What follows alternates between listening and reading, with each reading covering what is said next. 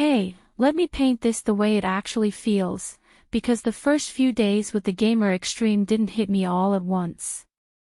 It was this gradual, steady realization that everything I normally struggled with, suddenly wasn't a struggle anymore.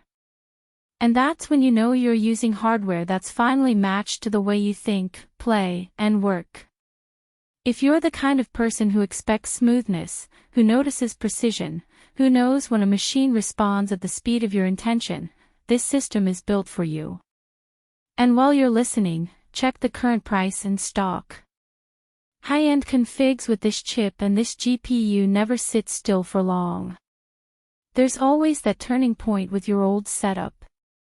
Maybe it was the choppy frame pacing when a battle got intense, or the constant juggling of tabs before your CPU cried enough, or the quiet frustration of knowing your creative projects took longer than they should. You hit that moment where you realize you've outgrown the "it's fine for now" stage. Once you see it, you can't unsee it. Upgrading to the Gamer Xtreme feels like a whole different tier of breathing room. The i9 doesn't flinch. The 5070 stays smooth even when the screen is chaos. The system boots like it's impatient to get started. You open apps, and they're just there. You load into massive worlds, and everything feels immediate, like the delay between thought and action finally disappeared. Real-life use is where you start appreciating what you invested in.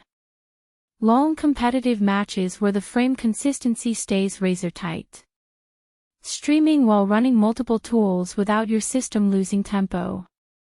Editing heavy files without dropped frames or slow scrubbing. Even general day-to-day stuff feels more fluid, switching windows, syncing files, jumping between tasks. It removes friction from your life in a way you don't fully notice until you go back to weaker hardware and feel the drag again. Before the stock dips or pricing shifts, because they always do with builds like this, go ahead and check it now. You might be wondering if this level of power is overkill. But that doubt fades the second you see how efficiently it handles everything.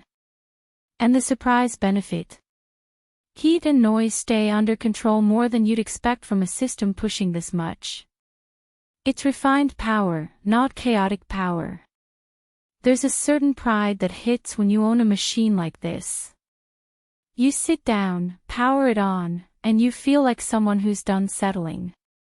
Like you finally invested at the level your skills, your time, and your ambition deserved.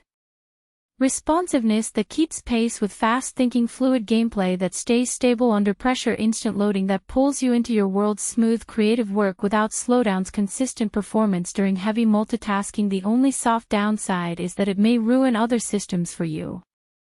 And you'll probably fill the 2 terabytes quicker than you expect if you keep grabbing huge modern titles.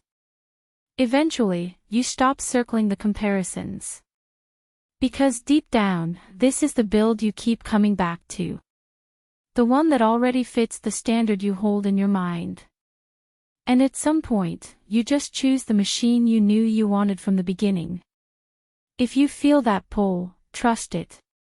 Check the current price and availability, and step into the kind of performance you don't second guess later.